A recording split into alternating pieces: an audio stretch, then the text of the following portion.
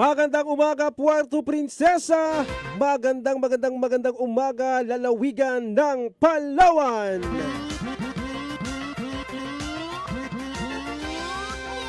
Ika-25 sa buwan ng Pebrero 2026, mga kapuso.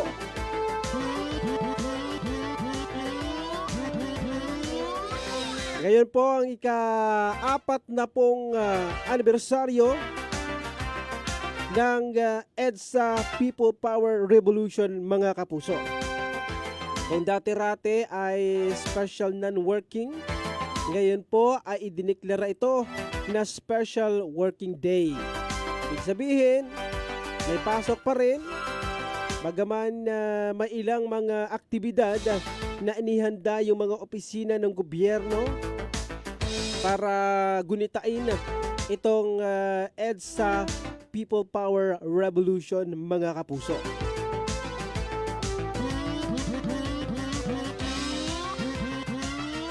Ako po ang inyong makakasama ngayong umaga, pansamantala, Super June Visor Bantaculo. Siyempre, makakaagapay natin sa production na ating pong production assistant, ang makisig at talagang napakabait na si Super Kenneth Calumres. At syempre, kaagapa rin natin sa technical side. Hindi po ito taga LTO, pero ito po si Super Lito Suwisa. Magandang umaga sa ating mga kapuso. Magandang umaga lalo din dyan sa ating mga island municipalities natin.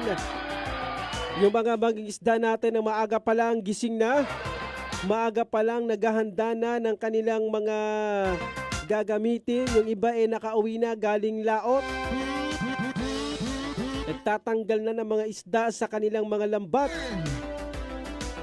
Yung ating mga magsasaka na nagkakape na sa mga sumandaling ito, nagpapainit na ng sikmura habang naghahanda ng merienda papunta sa kanilang mga sakahan. Magandang umaga po sa inyo, mga kapuso. Good morning din sa ating mga security guard na magdamag nakabantay sa ating pong mga tirahan, sa ating mga establishmento, negosyo, at sa iba't iba pang mga lugar, mga kapuso. Magandang umaga po sa inyo.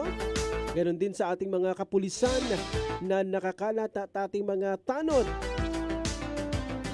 Sa ating mga barangay tanod na romoronda para mapanatiling tahimik ang ating pong mga lugar. Oy, sa mga mister na nandyan pa sa mga lodging house, labas na kayo. Oy, uwi na kayo. Mga kapuso, inihain po sa mababang kapulungan ng Kongreso ang dalawang panukala upang tuluyang ipagbawal ang pakikilahok ng mga opisyal ng gobyerno sa government procurement.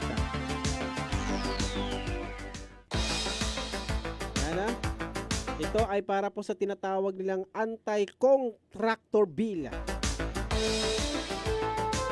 Ang House Bill 7917 o ang anti-contractor bill na naglalayong amyendahan ang New Government Procurement Act, kung saan mahigpit na ipinagbabawal o ipagbabawal sa lahat ng halal at appointed na opisyal pati sa kanilang mga kamag-anak hanggang sa ika-4 na antas, nominees at agents ang anumang pakikilahok sa alinmang yugto ng procurement.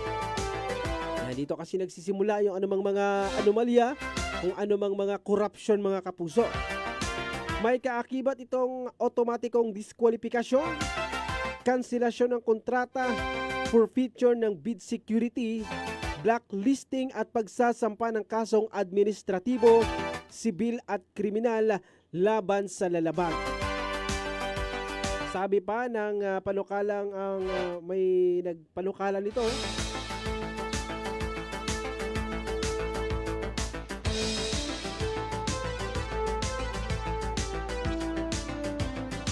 na binabanggit dito mga kapuso, hindi na nila hihintay ng pagpasa ng batas dahil isinusulong na rin ang agarang pag-amyenda sa panloob na patakaran sa Kamara. Dito babaguhin ang Section 141 rule ng House Rules upang ituring ang disorderly behavior ang pagkakaroon ng financial interest sa mga proyekto na may parusang expulsion o pagpapatalsik sa Kongreso. Ang mga kabang nito'y bahagi mo, no?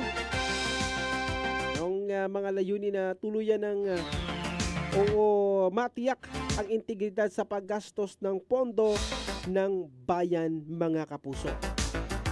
Maganda yung mga ganitong mga hakbang dahil marami sa ating mga kababayan bagaman talagang may mga aksyon na yung gobyerno natin sa mga katiwalian, tila hindi pa rin satisfied, mga kapuso, yung ating mga kababayan, yung taong bayan sa ginagawa ng gobyerno.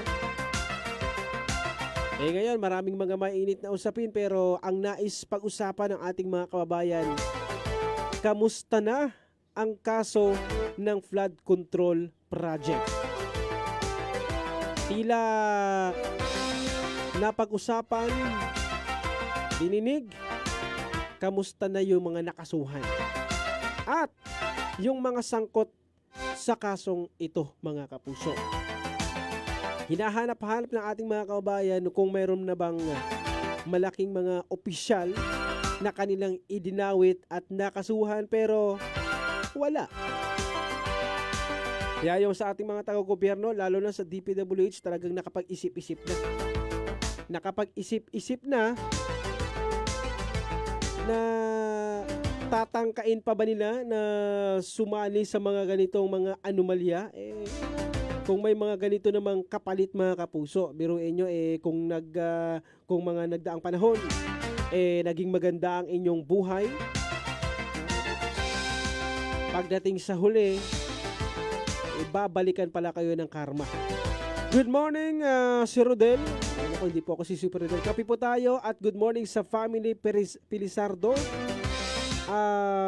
Benyo sa Barangay Dumaraw at sa Dumaran, sina Ria Romel Agawin. Salamat po.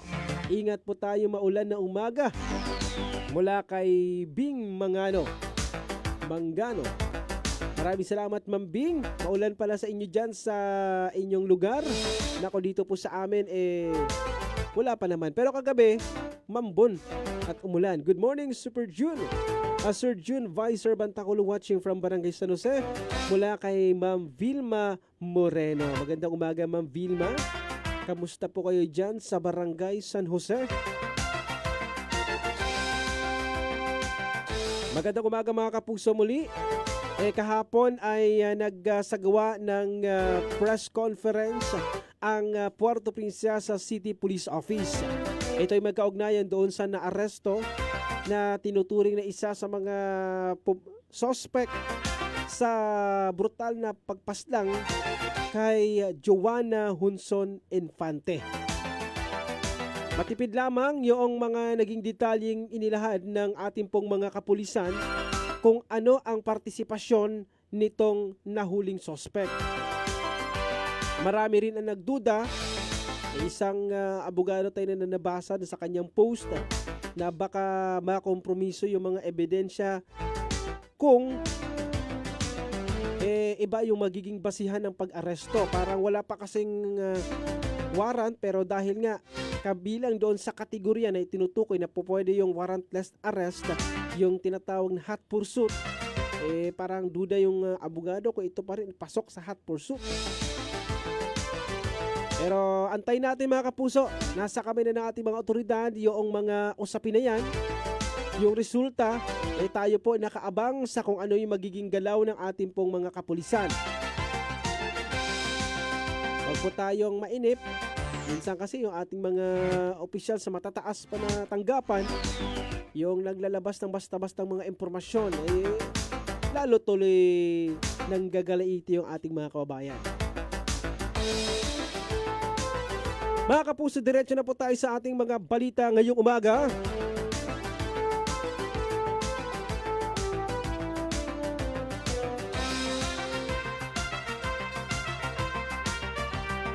Sa panayam kay punong barangay Balbino Parange sa barangay Siksikan kaugnay sa umunay buwaya sa bahagi ng Golden Valley na unang namataan sa lugar nitong nakarang linggo ay muling nakita ng mga residente na nakunan pa ng litrato. Anya dapat makuha ang naturang buwaya at mailagay sa tamang paglalagyan dahil delikado ito kapag lumaki na sa lugar.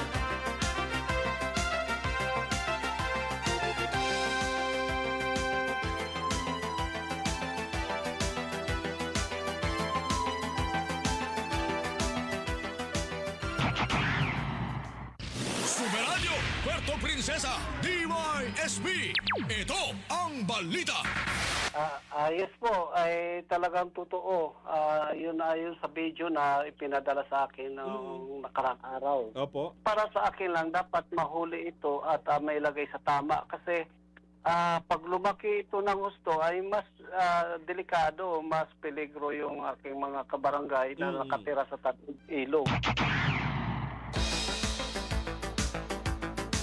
Kung saan tingin niya ay hindi lamang ito nag-iisa sa lugar dahil sa lawak nito ay maaring may pugad na pinanggalingan kaya nung napisang itlog ng buwaya ay kumalat na ang mga kasama nito. Yes po, para sa akin hindi lang isa yan kasi sa lawak ba naman ang area o sa magagaling yan kundi doon sa kung saang pugad siya, nagitlog, hatch na siya, so siyempre kakalat na yan, baka may mga kasama pa yan. Hindi lang yung isa yan. Oo, baka siyempre may kapartner yan dyan.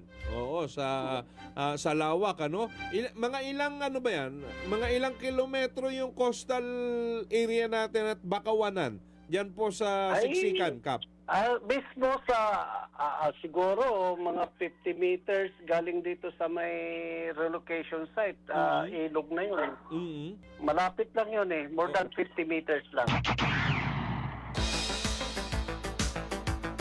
Kaya patuloy ang kanyang paalala sa kanyang mga kabarangay na huwag muna maligo sa tabing ilog.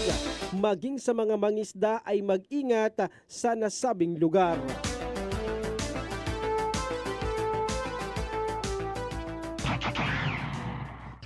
Superadyo, Puerto Princesa, DYSB. Ito ang balita. As usual, yun pa rin ang ating paalala sa ating mga kabarangay na wag mo na kayong wala mo nang maliligo sa tabing ilog.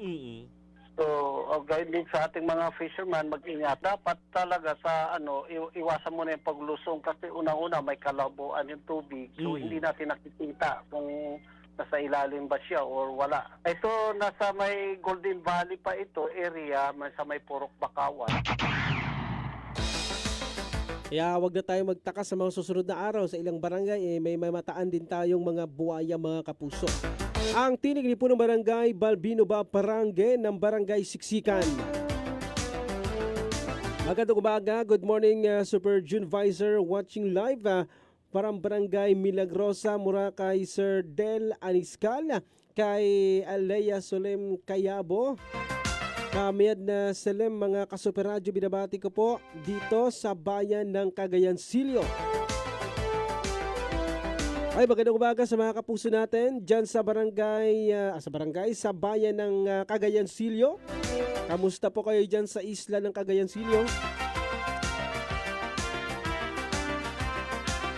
Sa iba nating balita, nangangamba ang chairman ng Committee on Energy sa Sangguniang Panlalawigan na si Board Member Ryan Maminta na baka maging sanhi pa ng pagkakaroon muli ng Emergency Power Supply Agreement ang hindi pa rin na ibibigay na 41 megawatt power supply agreement na pinirmahan ng Palawan Electric Cooperative o PALECO at ng Siquijor Power Corporation o SIPCOR noon pang 2022 to 2023. Sinabi ng bukal sa Super Radio na pinag-alala nito na baka Maawi na naman sa Emergency Power Supply Agreement na walang subsidiya. Sa pag-usisa na bukal, pinatawag itong committee meeting ng Committee on Energy na tuklasan ni Maminta na tila hindi mo nagkaintindihan ng ERC at SIPCOR dahil nais ng ERC ay tapusin ang konstruksyon ng planta para makapagsimula na ng commercial operation ang SIPCOR, subalit naghihintay naman umano ng finalization sa approval ng PSA at mabigyan ng provisional authority ang electric company.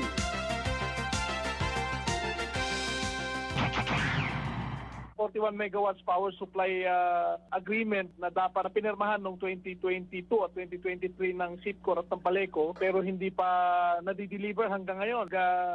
Alala tayo na baka pagdating ng mga susunod na mga araw ay maging sanhi yan ng emergency power supply na naman na walang subsidiya galing sa gobyerno o sa UCMA na tinatawag. Hinihintay natin na sagot ay mukhang luminaw na rin kahapon sapagkat nabanggit ng Energy Regulatory Commission na dapat talagang matapos na sana ng SIPCOR yung planta nila para magkaroon na sila ng commercial operation. Ang problema, ito palang SIPCOR naghihintay ng finalization ng approval ng kanilang power supply agreement at bigyan sila ng tinatawag na provisional authority o final decision doon sa kanilang application para makapagsimula sila ng construction, makapagsimula sila ng paggawa ng kanilang planta. So hindi nagkakaintindihan.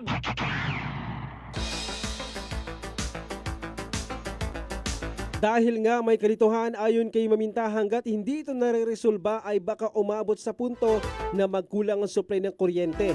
Kaugnay nito, hiniling ng bukal ang sa mga may kinalaman sa bagay na ito na mag-usap-usap at magtakda ng konkretong panahon kung kailan ito matatapos.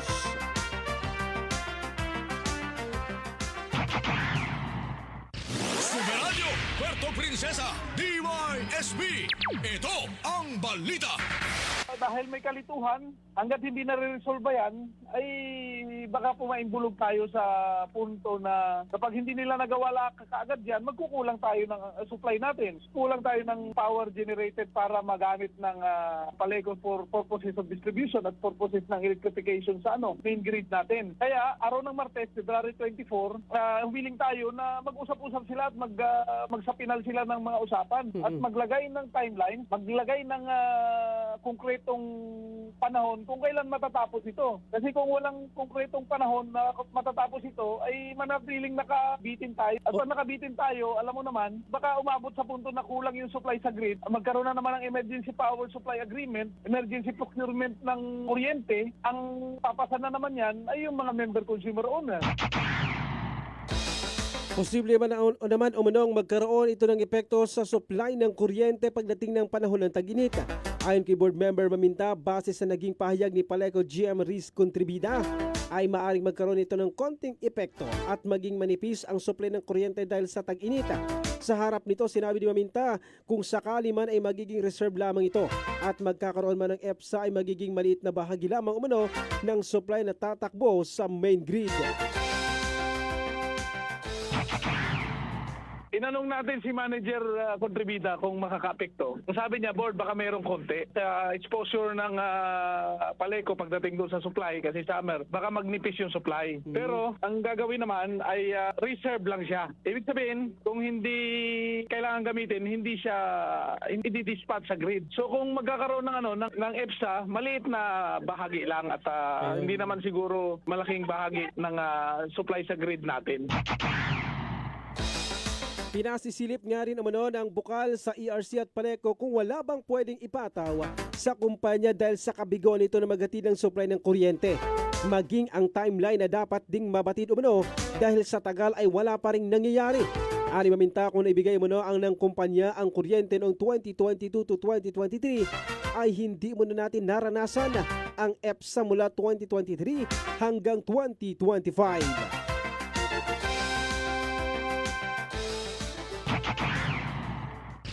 Sumeradyo, Puerto Princesa, DYSB. Ito ang balita. Iyon nga ang pinapa-check natin sa ERC at sa Paleco sapagkat may deliverables eh. May kailangan i-deliver. So, ano bang timeline? 7 taon na itong pinag-uusapan eh. 2019 pa, nagkaroon na ng kasukasuan, arbitration, hanggang nagkasundo sila tapos na-finalize yung PSA noong 2022 at 2023. Magtatatlong taon na naman, wala pa rin nangyayari. 43 megawatts, malaking bagay yon. Kung na-deliver nila yan noong 2022, 2023, hindi tayo mag-aabot doon sa EPSA na naranasan natin noong 2023 hanggang 2025. Mga kapuso, ang tinig ni Board Member Ryan Maminta, ang Chairman ng Committee on Energy ng Sangguniang Panlalawigan. Mga kapuso, wag po kayong bibitiw. Yan po ang mga balita sa Super Balita sa umaga numero 1. Nadako na po tayo mamaya sa ating pagbabalik sa Super Balita sa umaga numero 2. Marso na. Mga kapuso, muli magandang umaga sa inyong lahat. Super Balita sa umaga numero 2. Magandang umaga Pilipinas, magandang umaga Puerto Princesa at sa buong lalawigan ng Palawan. Para sa malaking misyon at mas malawak na paglilingkod sa bayan, narito ang mga balita sa oras na ito. Sumeranyo, Puerto Princesa, DYSB. Ito ang balita. Bago yan, magandang umaga kay Bishop Thomas Jasper Candole. Good morning, Super June. Sana huwag nating makalimutan na ang tunay na pagbabago ng bayan ay sa atin mismong mga mamamayan ng bayang ito magsisimula. God bless. Maraming salamat, sir. Magandang umaga sa mga kapuso natin dyan sa Barangay Santa Lourdes. Sa ating pong pagpapatuloy ng ating mga balita, ayon sa ulat ng Pag-asa, patuloy na humina ang amihan kaya asahan ng mainit at maalinsangang panahon sa kabuuan. Easterlies ang umiiral na weather system sa buong bansa. Samantala sa kasalukuyan ay wala pa ring binabantayan na sirkulasyon o sama ng panahon na nasa loob at labas ng Philippine Area of Responsibility.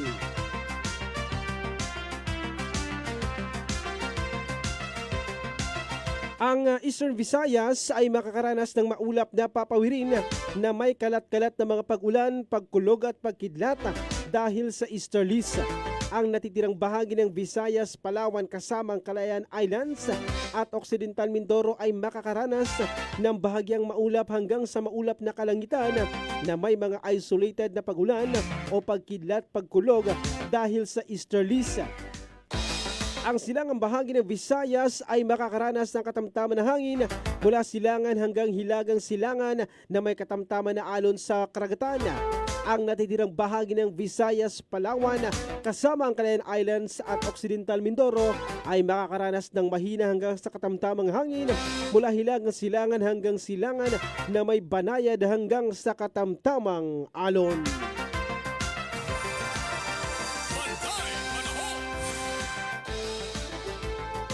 Mga kapuso, magandang umaga muna. Mga kapuso natin dyan sa Barangay Karuray, San Vicente, Palawan. Mga kapuso natin. At syempre mga kapuso, ilang araw na lang pala ang ating pong pinagdiriwang na Balayong Festival. Ay naghahanda na dito ang city government. Marami ng mga nihandang mga aktibidad na inaabangan din ng ating mga kababayan.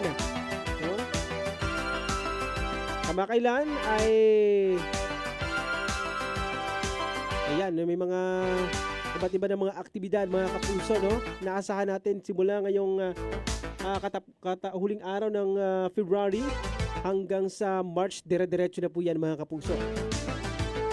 Mga kapuso, dire-diretso na rin po tayo sa ating pagpapalaot ng ating programa ngayong umaga para sa pagratsada ng ating mga balita. Nasa kustodiya na ng PNP ang isa sa mga sospek sa umano'y nangyaring pamamaslang kay Joanna Infante ng Palawan noong nakalipas na linggo. Ayon kay Police Captain Brian Rayoso, ang tagapagsalita ng City Police Office, kung saan naaresto ito sa isinagawang operasyon ng SITG Infante sa pangunguna ni Police Colonel Christine Tabdi, ang City Director ng City PNP. Sumeranyo, Puerto Prinsesa, DYSP. Ito ang balita. Ang ating pagka-arrest sa kanya ay bungo po ng relentless and intelligence-driven operations ng Special Investigation Task Group. Yung nga po sa SIPG Infante, sa pangunguna po ng ating SIPG Commander, Police Colonel Christine Infante, at the same time City Director po ng PPCPO. Dahil mula pa po nung nangyaring insidente, hindi po tumigil ang SIPG Infante sa pangangalap at pagbe-verify ng mga information na nakakarating po sa amin. At dumaan po ito sa masusing validation, coordination po sa mga units na kasama na involved din po dito. At legal assessment po bago po natin sinagawa yung operations, hot pursuit operation, sir. Ibig sabihin po ito, hindi po natin pinamadali yung action natin. Ito po ay resulta ng maingat at professional na police works, at sumusunod tayo sa mga lituntunin. May mga ebidensya naman na silang hawak at tuloy-tuloy ang kanilang operasyon upang mahuli ang iba pang sangkot sa krimen.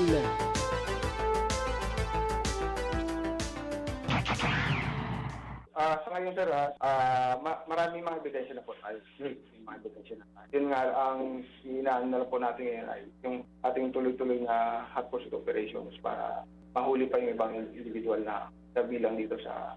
Hindi ko pa po masabi yung 12%, sir, pero still ongoing po ang namin at tuloy-tuloy po ito, Wala din po tayo nagpapahinga na ma-arresto, makuha yung mga iba pang individual. Ang tinig ni Police Captain Brian Rayoso, ang tagapagsalita ng City Police Office. Gaya ng binanggit ni Captain Brian ay maingat yung kanilang mga naging galaw at pagtitiyak na itong kanilang hawak ay resulta ng walang patid na hot pursuit operation, mga kapuso. Maasa yung ating mga kababayan na sana tuloy-tuloy itong ginagawa ng ating PNP at talagang masakautin natin ang totoong mastermind nitong pagpaslang kay Ma'am Juana na Infante. Sana wag tumagal na gaya kay Attorney Joshua Abrina. Hanggang sa ngayon talagang lutang pa rin kung sino yung pinaka-mastermind sa pagpaslang sa kaniya.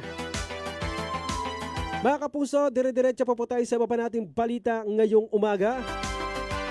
Sa panayam kay Jovic Fabelio ng Palawan Council for Sustainable Development, base sa isinagawa nilang validation kasama ang PWRCC sa buwayang namataan sa Golden Valley, kung saan wala silang nakita noong umaga kaya't muli nila itong ginawa at may nakita silang isa na nasa 60 centimeters ang haba.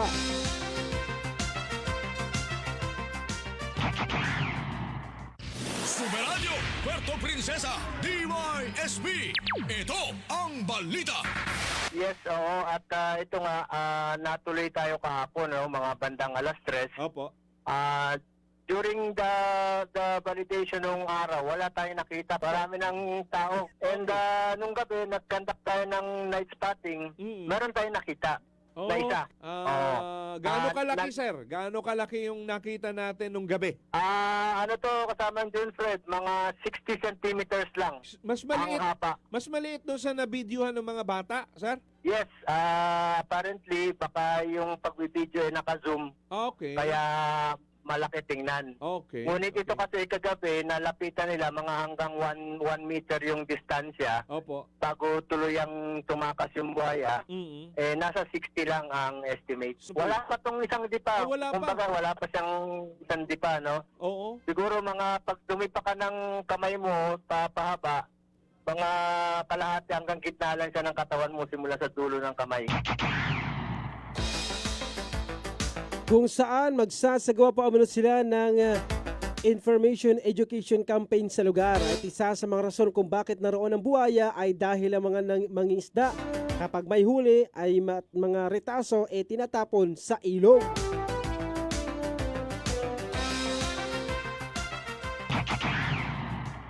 Hindi pa, no? Kasamang dun, Fred. Ang mangyayari kasi, Ngayon mag-aisip pa yung team doon. Okay. At ang rason kaya madalas dito yung maliit na buhaya, pagka may huling isda, yung ating mga kababayan, yung mga retaso, tinatapon din doon mismo sa daungan. So, Okay. natural na pagka ganyan, maraming isda. So, nandyan din si buhaya kasi nga, libre na yung pagkain niya. Oo. Hindi na siya So, mag-hunting. tinitingnan, hello? Hindi na siya mag-hunting, sir. Kakainin niya na lang yung mga tinapon-tapon ng mga retaso doon ng mga mangingisda, no, sir? Oo, ganun talaga mangyayari. At siyempre, hindi na siya magpapagod. Doon na lang siya sa Mag-aabang, paikot-ikot no? doon.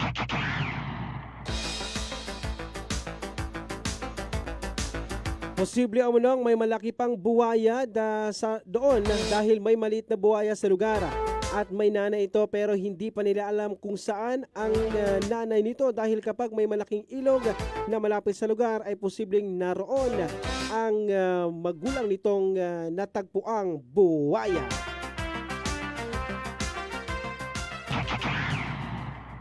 Superadyo, Puerto Princesa, DYSB. Ito ang balita. Posible, no? Kasi talagang ganun. Kung may maliit, may nanay. So, hindi lang natin alam kung nasaan yung nanay, no? Pero most probably, pagka may malaking ilog na malapit sa area, malamang nandun si nanay. Isa sa mga teorya ng PCSD ay galing ito sa Iwahig River dahil ito ang pinakamalapit na malaking ilog dahil may nakita na sila noon sa nasabing ilog. Well, ang pinakamalapit kasi na malaking ilog sa area ay Iwahig River, no? Opo. Ngunit hindi natin ni-discount na kaya lang malayo kasi yung Bakungan River eh. Kasi may nakita rin tayo ron noong 1998 yung Opo. nakakagat din ng bata, no? Tatawid pa siyang kabayanan nun. Oo, tatawid pa siya iikot pa siya, medyo malabo na yun. So, Oo. ang pinakamalapit, no, dahil parang nung early 2010 2008 may nakita tayo sa Kamuning naman sa Inagawan, no? Pero malayo pa rin 'yon. Okay. Ang pinakamalapit talaga, may nakita rin kasi tayo noon sa Iwahig River. Oho, yun. Kaya 'yan ang pinakamalapit na pwedeng maging source ng buhaya. Inaantay na lamang nila ang rekomendasyon ng kanilang team na ipapasa sa kanilang opisina upang malaman kung anong gagawin sa buhaya at kapag naprubahan ay ito ang kanilang gagawin at susundin.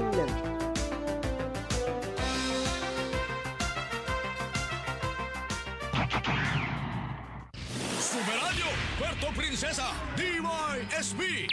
Ito ang balita. So, ang tinitingnan ko na lang yung recommendation ng ating team kung ano yung magiging recommendation nila. Isasubmit nila yun sa opisina at yun ay aprobahan ng ating opisina. Okay. Kung ano man yun, yun yung ating kaparaanan na gagawin. Kaya paalala ni Ginoong Pavelio sa mga residente sa lugar ay huwag munang lumusong sa ilog at antay na lamang ang kanilang mga abiso upang maging ligtas ang lahat.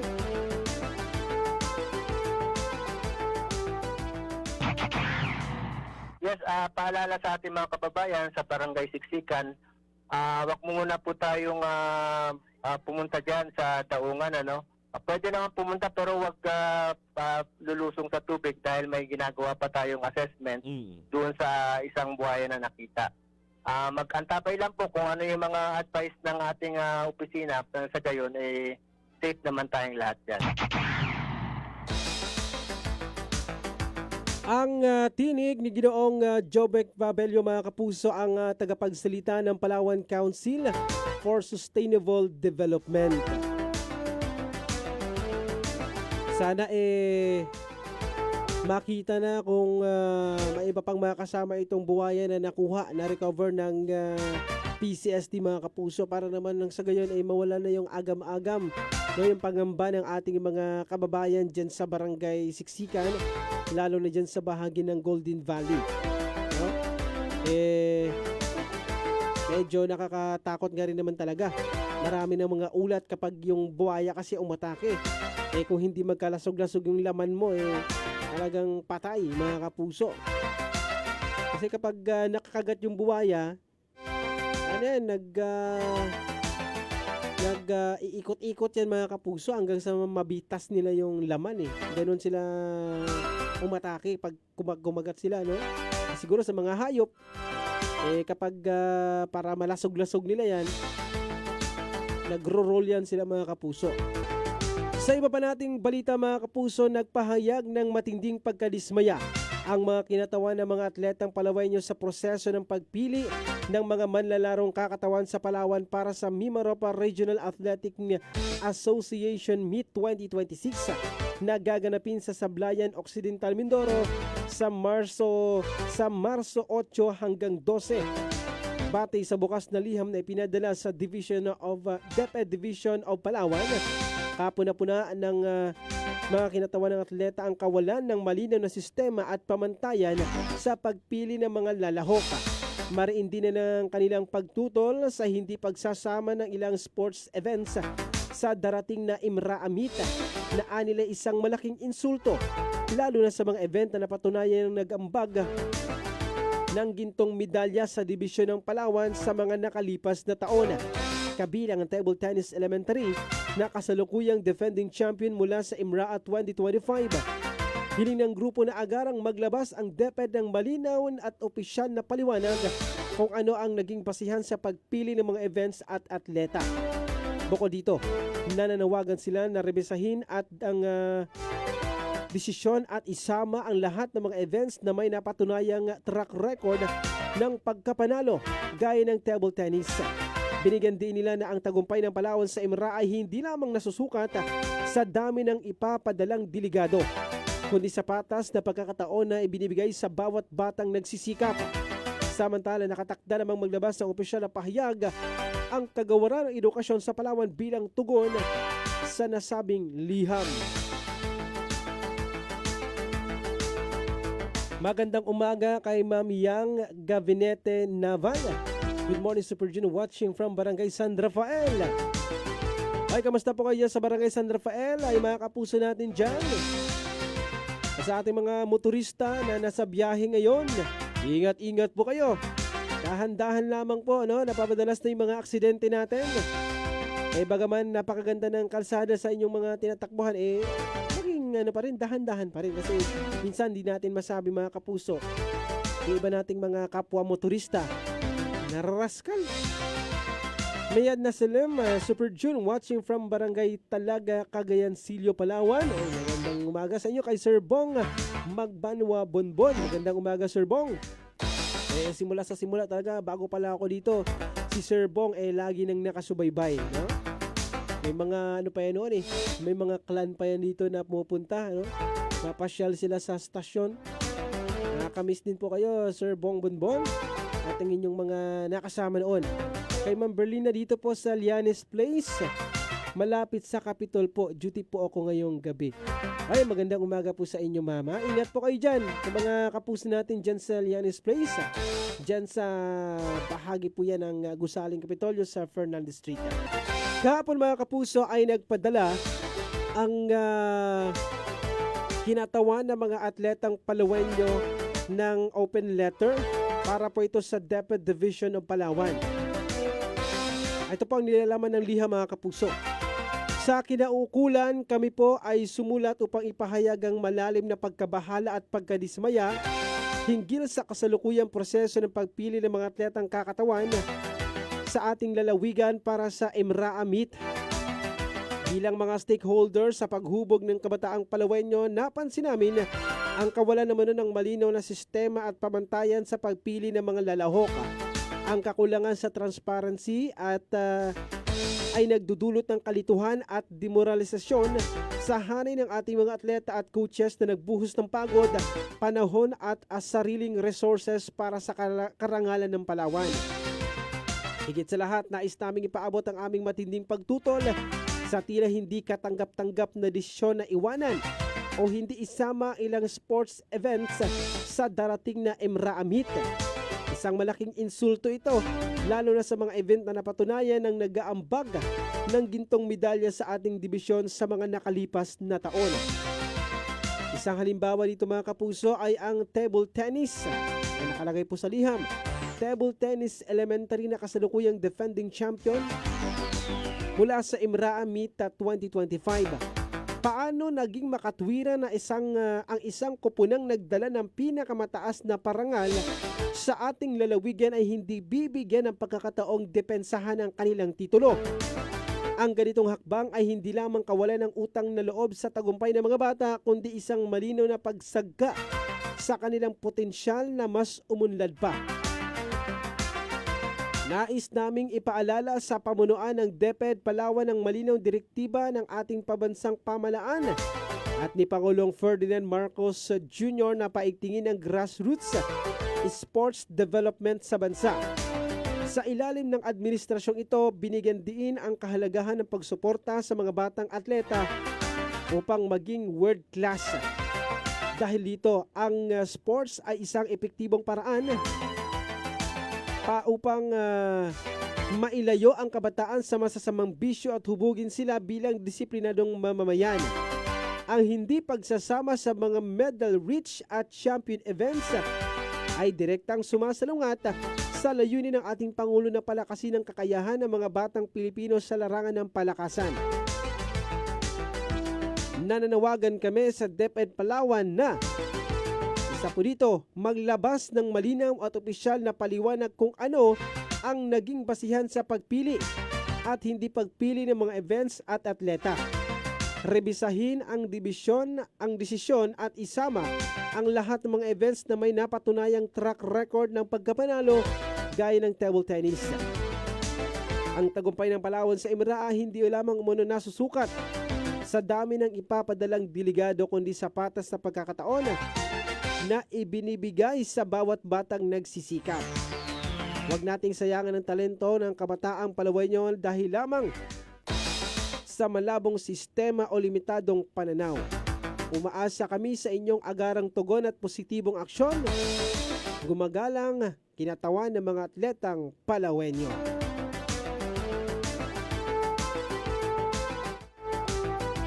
Mga kapuso, yan po yung nilabas na open letter ng mga atleta. Ang kanilang mariing pagkadismaya sa nilabas na listahan na makakasama lamang mga kapuso. Ayon naman kay Ma'am Theresa Castro ng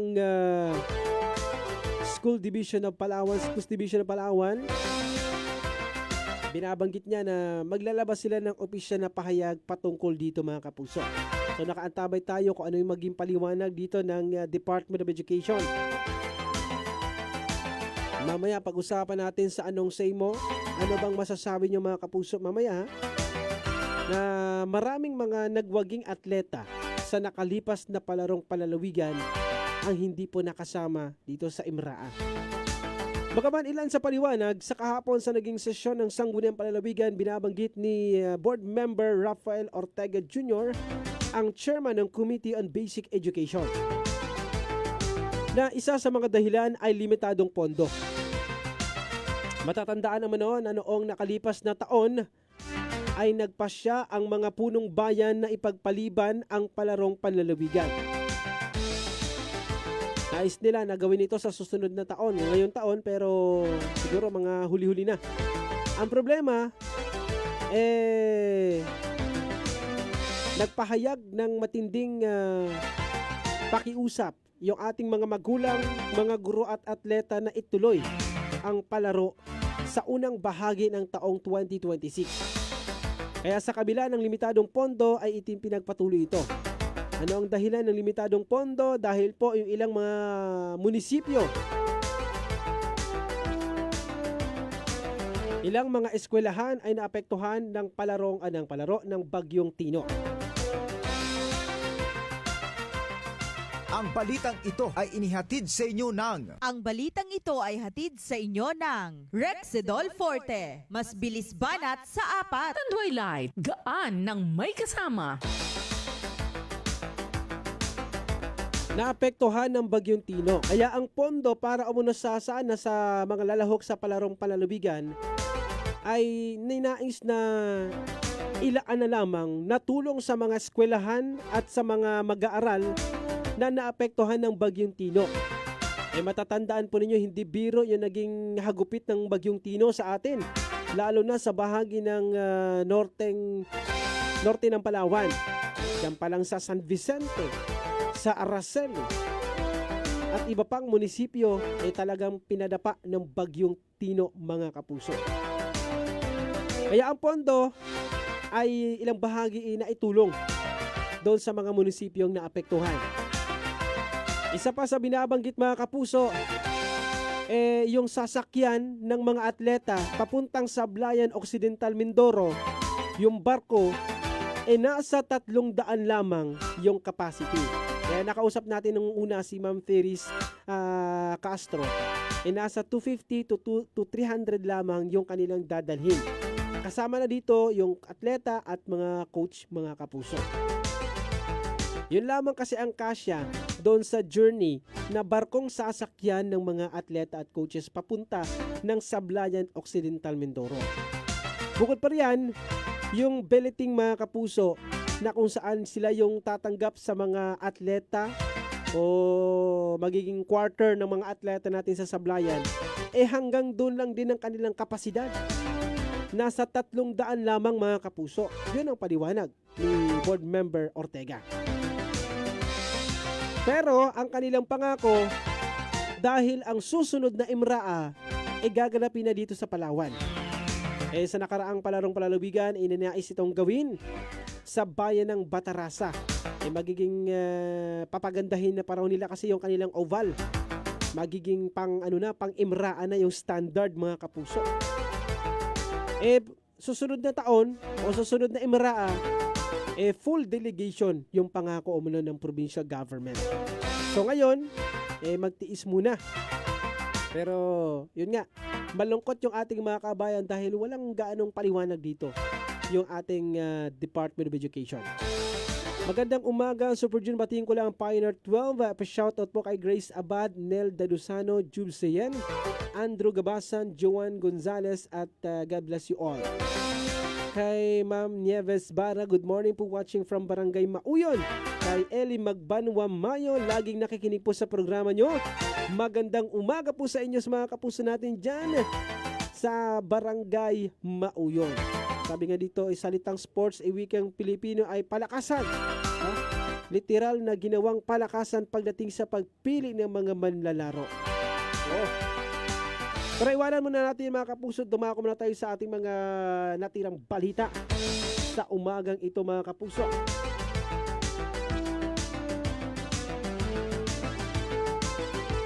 Nananawagan ilang mga residente ng Barangay Tumarbong, Rojas, Palawan sa mga kinaukulan ng sa pamalaang palalawigan ng Palawan, partikular sa Provincial Engineering Office, na gawa ng paraan upang maging ligtas sa mga dumadaang sasakyan at mga motorista ang kalsada sa bahagi ng Sitio Disay, Barangay Tumarbong. Ayon sa umaapilang residente, lubhang napakadelikado ang lugar dahil bumagsak na ang gilid ng kalsada at malalim ang bangin at maring bagsakan ng mga madidisgrasya sa lugar. Kinumpirma nito ni Engineer Ted Cayetano, ang Municipal Engineer ng Rojas, Palawan, sa panayam ng Superradyo. Ayon kay Cayetano, napuntahan nila ang lugar noong panahon ng Bagyong Tino at mas malala ang sitwasyon ng naturang kalsada kumpara sa kalsada sa Barangay Langogan. Maaari mo itong bumagsak dahil mahina na ang ilalim ng kalsada dahil sa landslide. Nasa ilalim umano ng pamalaang palalawigan ng Palawan ang delikadong kalsada sa Barangay Tumarbong dahil ito ay provincial road. Sa katunayan, alam na rin naman ng PO ang sitwasyon ng kalsada dahil naroon si Engineer Irene Laguesma, Provincial Engineer, noong panagsasagawa sila ng clearing operation matapos ang Bagyong Tino. Nangangamba ang mga residente sa lugar na magdulot ng malalang aksidente sa mga biyahero ang kasalukuyang lagay ng kanilang kalsada. Sa iba pang balita, nasa kote ng Anti-Crime Task Force ang isa sa 2 sospek sa pagnanakaw ng pera mula sa U-Box ng isang motorsiklo sa Barangay San Jose, Puerto Princesa City noong nakaraang linggo. Kinilala ang nahuling sospek na si alias Liit 28 anyos at naaresto sa malapit sa Supa Village sa Barangay Siksikan. Samantala, 2 beses namang tinungo ng tropa ang tirahan ng isa pang sospek na si alias Tawa sa Bukana sa Barangay Iwahig, ngunit hindi ito natagpuan sa nasabing lugar. Inamin ng nadakip na sospek na natukso lamang nga siya gumawa ng krimen dahil sa kawalan ng trabaho at pinaghati-hatian nila ang ninakaw na pera. Matatandaang bumili lamang sa lugar ang biktima ng masalisihan ito ng mga sospek. Naiwan naman nito ang susi sa kanyang motorsiklo dahilan upang mabuksan ng mga sospek ang U-Box at matangay ang perang nagkakahalaga ng 8,300 pesos.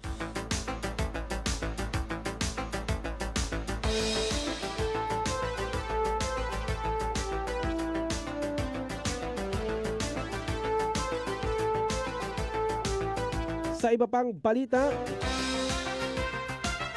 patay isang 19 anyos na motorcycle rider matapos makabangga ng isang van sa kahabaan ng National Highway Barangay Isaub, Aborlan, Palawan.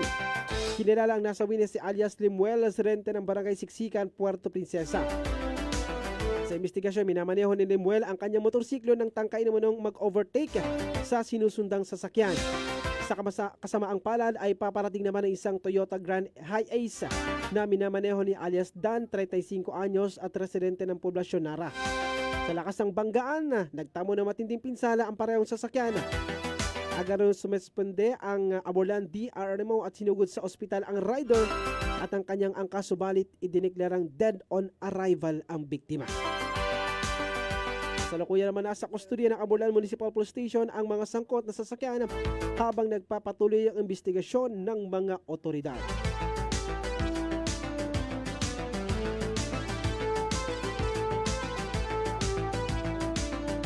Mga kapuso, alamin muna natin ang magiging lagay ng panahon ngayong pong araw. Nasa kabilang linya na po natin ang Pag-asa Puerto Princesa. Magandang umaga po. Pasok! Magandang umaga po sa lahat. Ito ang pagtayin natin ngayon ng panahon ngayong araw ng Pebrero 25. Easterlies po nakaka-apekto ngayon dito sa ating bansa. At wala na ibang weather system ang nakaka-apekto currently sa atin. Makakaranas po tayo ng medyo maulap hanggang sa maulap na kalangitan na may kalat-kalat na pag-ulan, pagkulog at pag-kidlat. Dulot po yan ng mga isolated o localized thunderstorms. Maaaring makaranas po tayo lalo na dito sa mga matataas na lugar, pero usually mga maikli ang mga pag-ulan lamang yan o mga kalat-kalat lang na pag-ulan. At madalas sisikat din po ang ating haring araw. Sa ating palagay ng hangin, nasa light to moderate naman po ang ating hangin kasi po maglayag ang ating mga kababayan, mga may isda.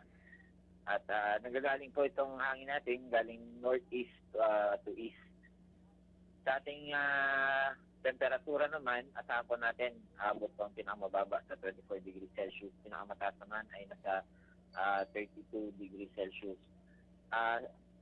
Sumikat ang araw kanina 6:21 AM, lulubog po mamayang 6:14 PM.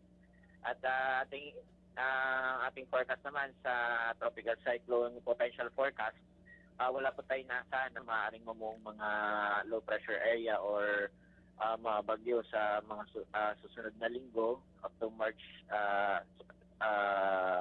first week ng March ay wala po tayong nakikita ang maaaring mamuo na bagyo.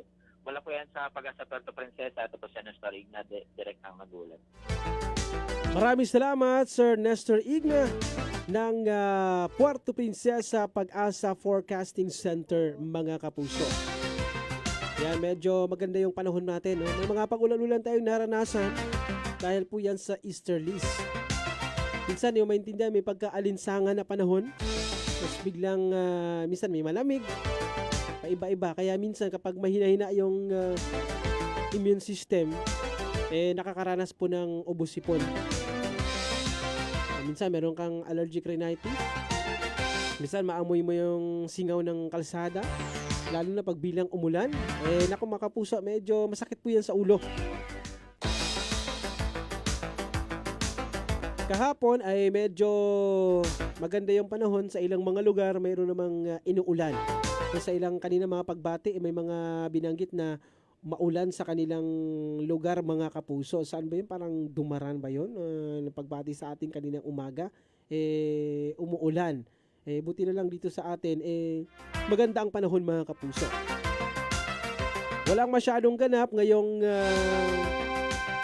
paggunita natin ng EDSA People Power Revolution, mga kapuso. Walang, siguro yung ibang mga tanggapan natin, bagaman may mga direktiba na rin na pagsagawa ng mga anumang mga programa para gunitain ang People Power Revolution. Ito ay tinuturing na ordinaryong araw lamang, no? O ordinary working day, mga kapuso. Walang dagdag. Hindi ko alam kung mayroong dagdag, no? Pero siguro mayroong 25% at least naman lang, di ba? Sa ulat nga ng Department of Labor and Employment, ang pagunita ng EDSA People Power ngayong araw ay tinuturing na isang ordinary working day para sa layunin ng pagbabayad ng sahod at iba pang wage-related benefits.